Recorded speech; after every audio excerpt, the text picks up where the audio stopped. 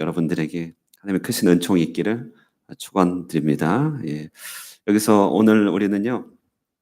어 주기도문을 보시면 주기도문 우리 자주 기억할 때 나라가 임하시옵고 뜻이 하늘에서 이루어진 것 같이 이 땅에서도 이루어집니다. 뭐 이렇게 이루어지이다 기도하죠. 그 하나님 나라가 임하고 뜻이 이루어진다.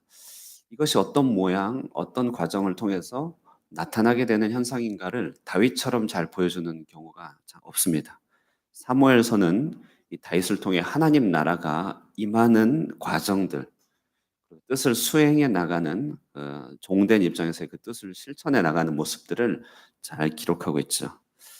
셰퍼드 라이프 성경 공부를 하다 보면 이 1권의 다윗의 나라를 잠정적인 왕국이다 이렇게 얘기하는데요. 이는 실은 하나님 나라가 상당한 수준에 이르게 되었음을 얘기하고 있는 것입니다.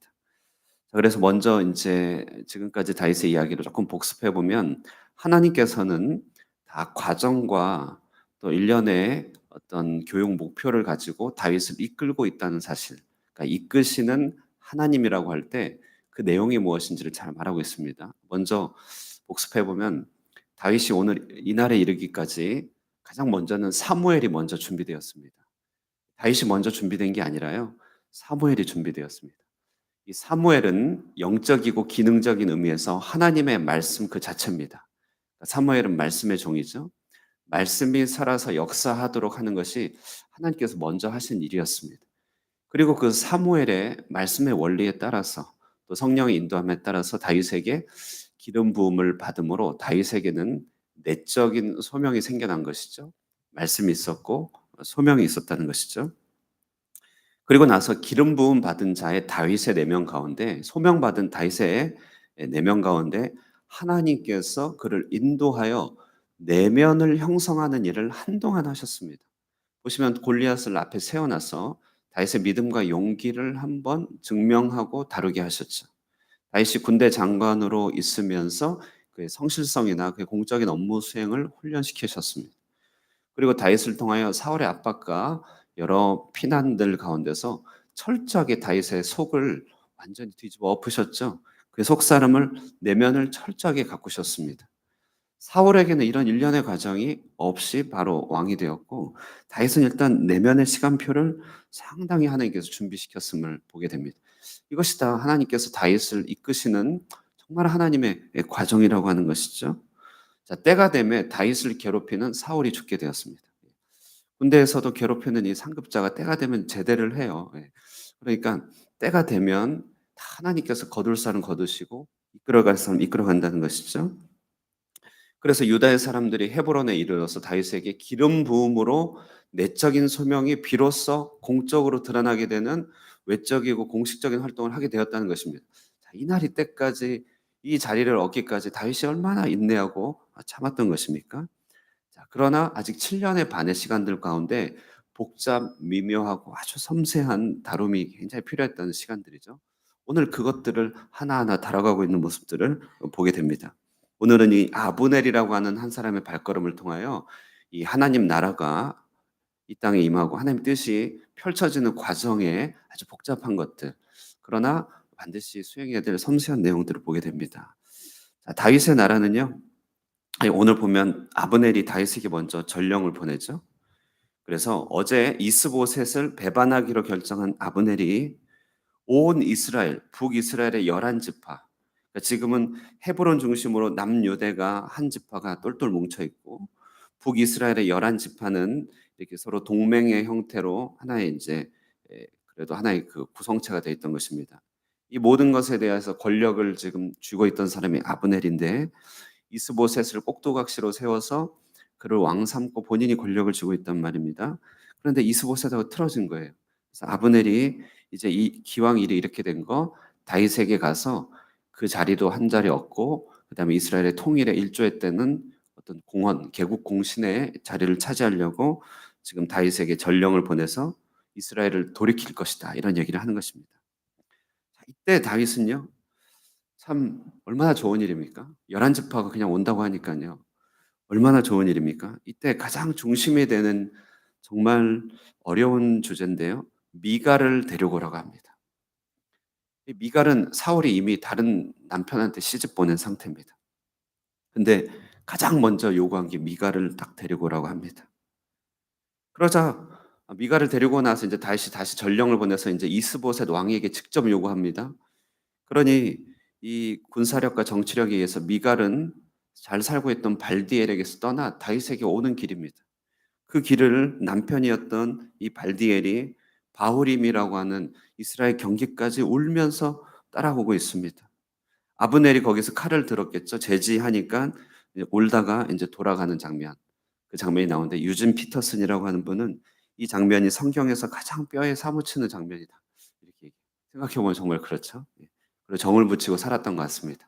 미갈도 참 어디 하나 정 붙이지 못했던 사람이었는데 정을 붙이고 살았고 둘이 좋았던 것 같은데 그래 이렇게 오라고 하니까 또 가야 되는 것이죠, 그 당시에는요. 아브넬은 인제 이스라엘 지파 사람들의 의견을 하나하나 모읍니다. 그래서 그들 가운데 일전에 몇몇의 사람들이 "다윗에게 갈까?" 이런 말을 했던 것을 기억하면서 "너 그때 그렇게 얘기했잖아. 이제 하자." 이렇게 제안을 하는 것이죠. 그리고 19 절을 보면 베냐민 사람들의 귀에 속삭이면서 말합니다. 베냐민은 사울의 집안의 사람이기 때문에 좀 돌이키는 게 상당히 인제 여러 가지 어려움이 있죠. 그러니까 귀에 대고 속삭이면서 이렇게 밀약을 체결합니다. 그래서 일종의 밀약을 체결한 것이죠. 밀약을 체결하고 아브넬이 부하들 20 명을 데리고 이제 한 의견을 가지고 다윗에게 녹화하는 장면입니다. 용건을 전달합니다. "내가 가서 온 이스라엘 무리를 내 주 왕의 앞에 모아 더불어 언약을 맺게 하고 마음에 원하시는 대로 모든 것을 다스리게 하리이다." 이게 이제 21 절의 말씀인데요. 다윗이 아브넬을 맞아들이고 잔치를 배설하여서 먹이고 이렇게 돌아갑니다. 그러니까 아브넬이 평안히 돌아갔다 이런 얘기를 하고 있죠. 오늘 본문은 하나님 나라를 이루는 데 있어서 때로는 마음이 내키지 않아도 해야 할 일들에 대한 교훈을 보여준다고 할 수 있습니다. 마음이 복잡 미묘하더라도 외적인 형태로 해야 될 일들을 해야 되는 이 하나님 나라의 여러 가지 모습들입니다. 먼저 발디엘과 잘 살고 있는 미가를 강제로 끌어오는 것은 바른 일인가? 라고 생각할 수 있습니다. 이미 결혼한 상태로 살아가고 있죠. 그런데 통일 왕국을 위해서 미가를 데리고 오는 게 바른 일인가? 미갈은 다윗이 망명길에 다윗이 죽은 자로 치면서 다윗을 죽은 자로 치면서 사울이 강제로 발디엘에게 결혼을 시켰어요. 그러나 다윗이 아직 이혼을 합의하지 않았던 상태입니다. 그렇기 때문에 혼인이 유지되고 있기 때문에 미갈을 데리고 오라고 하는 게 당연히 맞는 일이긴 합니다. 더군다나 미갈은요 사울의 딸이었습니다. 사울의 딸이기 때문에 사울의 모든 가문과 지파와 지지를 한꺼번에 끌어올 수 있는 정치적인 의미도 있었습니다. 그래서 미갈을 얻는 것은 사울 지파 전체를 끌어안는 모습을 이스라엘 11 지파에 보여주는 표식이 됩니다. 이스라엘의 왕권을 위하여 꼭 이렇게 계산적인 활동을 해야 되는 것일까요? 잘 살고 있는 미갈을 더 괴롭히는 것은 아닌가? 과연 미갈이 오기를 원했을까? 더구나 남편 발디엘은 미갈을 너무나 사랑한 것으로 보입니다. 다윗의 마음에는요. 미갈을 그만 놔주고 싶은 마음도 있었을 것입니다. 나중에 보면 알겠지만 미갈하고 다윗 사이가 그렇게 또 좋았던 것은 아닙니다. 이미 부인들도 여럿 있습니다. 자녀들까지 많이 봤습니다. 이때 다윗이 미갈을 위한다고 치고 그녀를 놓아 보내주게 되면 사울의 집을 버리는 신호가 되는 것이죠. 이러지도 못하고 저러지도 못하고. 그래서 가장 공적인 활동을 합니다. 미갈을 데려오게 되는 것이죠. 하나님 나라를 이룬 일은 항상 자발적이고 항상 기쁘지만은 않는다는 사실이 이 땅에서의 하나님 나라의 한계입니다. 어떨 때는 아무리 마음이 내키지 않아도 가장 합법적인 일을 해야만 될 때가 있는 경우가 많이 있는 것이죠. 가장 좋은 명분을 따라야 됩니다. 내 내면의 기쁨은 그렇지 않지만 내 내면의 속사람은 그게 아니지만 그러나 가장 합법적이고 가장 어찌 보면 가장 잘 계산된 일을 해야 될 때가 있다는 것이죠. 내면의 순수한 기쁨과 현실의 법적이고 현실의 문제 사이에서 이 간극이 있기 때문에 상처를 받는 발디엘과 같은 사람이 늘 뒤따를 수 있습니다. 그러나 발디엘에게 당사자에게 설명되어지기까지는 시간이 한참 걸리는 일들이 많이 있는 것이죠. 이런 일들도 하나님 나라의 일이다라고 하는 것들을 다윗은 받아들인 것이죠. 이스라엘의 왕이 되기 위해서는 그것을 받아들여야 했습니다. 더더욱더 아브넬의 미략을 받아들이는 것 쉽지 않습니다. 여러분, 이 아브넬의 미략을 받아들여야 됩니까, 다윗이요? 하나님 앞에 순전한 다윗이 이 꽤 많고 기회주의적인 아브넬의 이런 미략을 그대로 환영해야 되는 것 맞습니까? 그는 북이스라엘에 섬기던 왕을 배반하고 오는 길입니다. 이 사람이 얼마나 정욕적이고 기회주의적인 것 사람들이 다 압니다. 이 사람이 들어오면 문제를 일으킬 거 뻔합니다. 그러니 이 순전한 다윗이 아브넬과 같은 사람을 받아들인다? 정말 그의 마음은 내키지는 않는 일입니다. 그러나 이스라엘의 통일의 왕국을 이루는 과업은 다윗에게 주어진 것이고 이것이 바로 하나님께서 이끄시는 인도하심임을 다윗은 받아들여야만 했던 것이죠. 이것 말고 어떻게 옵니까? 이런 경우 말고 어떻게 옵니까? 전쟁을 치릅니까? 그것도 아니죠. 그러니 이런 조금 부족한 일이라 할지라도 다윗은 그것을 거부할 수 없었습니다. 잔치를 벌이고 아브넬을 받아들입니다. 마음의 순수함과 현실에 해야 할 일 사이에서의 역시 간극을 보는데 이것이 이스라엘의 왕 다윗이 했어야 하는 일이죠. 자, 그러므로 우리는 본문에서 마태복음 10장 16절에 예수님이 제자들에게 했던 얘기가 떠오릅니다. 그것은 뭐냐면요. 내가 너희를 보내는 것이 양을 이리떼 속으로 보내는 것 같다. 그러므로 너희는 뱀처럼 지혜롭고 비둘기처럼 순결하라. 다윗이 뱀처럼 지혜롭고 비둘기처럼 순결한 사람의 대명사입니다. 다윗은 기가 막힌 정치인이었습니다. 그러면서도 기가 막힌 순전한 예배자였습니다. 순전하기만 해서는 하나님 나라를 이룰 수 없다는 것이죠. 뱀과 같이 교활해서는 하나님 나라 자체가 성립이 안 됩니다. 그러나 때로 제자들은 뱀처럼 지혜롭고 비둘기처럼 순결해야 되는 것을 받아들여야 되는 것이죠. 주님께서 우리에게 말씀하신 장면입니다. 오늘 본문에서는 하나님 나라가 이 땅에 이루어지는 이 모든 일들이 우리의 일차적이고 순수한 영혼의 순전한 기쁨만으로는 이루어지지는 않는다는 사실, 때로는 내키지 않아도 하나님께서 명하시는 것들, 하나님께 주어지는 상황들을 잘 해결해 가는 것들을 보게 됩니다. 오늘 이처럼 주님의 부르심을 받아 하나님의 뜻을 이루고 하나님 나라를 이 땅 가운데 임하게 하시는 저 여러분에게 하나님의 뜻하신 대로 주님의 이끄심 대로 함께 순종하며 또 주님의 지혜에 함께 동참할 수 있는 저와 여러분 되시기를 주님의 이름으로 축원드립니다. 우리 함께 기도하도록 하겠습니다. 은혜와 사랑이 충만하신 하나님 아버지 감사합니다. 지난 한 주간도 주님의 은혜 가운데 잘 보내게 하여 주시고 오늘 이날까지 지켜주셨다가 하나님 주말에 이 새벽에 한 주의 모든 삶을 주님 앞에 맡기며 주님께 기도하게 하여 주시니 감사합니다.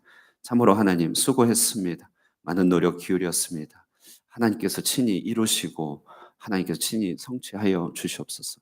오늘도 모든 것들 주님 앞에 의탁드려오며 이 주말을 주님과 함께 교통하며 교제하기를 원합니다. 몸과 마음의 모든 것들을 회복해 하여 주시고 안식해 하여 주시며 주일을 잘 준비하여서 하나님께 영광 올려드리는 하나님 백성 되게 하여 주시옵소서. 특별히 오늘 말씀과 같이 뱀처럼 지혜롭고 비둘기처럼 순결한 마음을 잃지 않게 하여 주셔서 참으로 지혜롭게 이 땅 가운데 하나님 나라를 이루어가게 하여 주시고 순전한 마음으로 주님의 뜻을 받들어 하나님의 뜻이 하늘에서 이루어진 것 같이 이 땅에서도 이루어지게 하여 주시옵소서. 이 모든 과정 순간순간마다 하나님의 놀라운 지혜의 간섭을 하나님 간절히 구하오니 함께 하여 주시기를 이 시간에 주님 앞에 간절히 부탁드려오니 주여 응답하여 주시옵소서.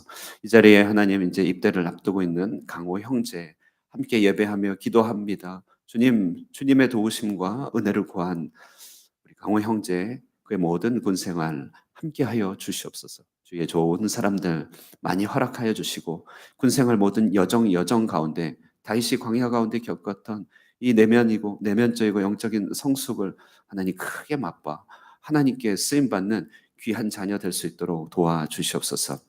오늘 이렇게 하나님 새벽의 자리에 기도하며 제대하는 그날까지 늘 심령의 기도가 멈추지 않게 하여 주시고 가족에서 교회에서 항상 기도로 교통하며 주 안에서 하나님 우리의 소식들, 좋은 소식들 오고 갈 수 있도록 인도하여 주시옵소서. 이 아침의 기도 시간 가운데서도 성령으로 함께하여 주시고 주님과 깊은 교제를 나누게 하여 주시기를 간절히 바라옵고 살아계신 예수님의 이름으로 기도드리옵나이다. 아멘. 예, 우리 말씀 생각하시면서 기도하시고 우리 성도들을 위해서 기도하시고 우리 무더위 가운데 건강을 위해서 기도하시고 또 함께 교제하는 시간 갖도록 하겠습니다. 기도하겠습니다.